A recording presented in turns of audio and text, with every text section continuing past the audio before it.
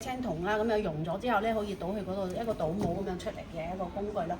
青銅嘅鑄造技術咁樣即係喺翻商周時期呢度已經係青銅嘅製造技術啦。青銅器係啦，咁青銅器已經係當時有運用啦。咁嚟到呢一邊嘅話咧，古越人住嘅屋係點樣嘅咧？我哋同學仔可以通過呢個展示可以睇到啦。呢個叫干欄式嘅建築物，干欄式嘅。以前嘅古越人咁係翻幾千年前住嘅房屋咧就係咁樣噶啦。咁大家可以見到咧，佢係上下兩層嘅，上邊咧係住人嘅，咁而下邊咧就可以攞嚟養牲畜係咪啊？咁同埋我哋嶺南地區係咪多雨啊？成日都落雨係咪？係。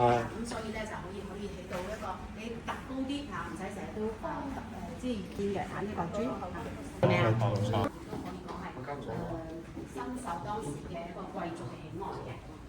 所以呢個咧就係講瓷器嘅安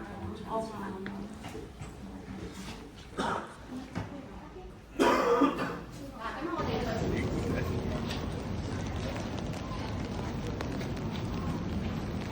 又睇下。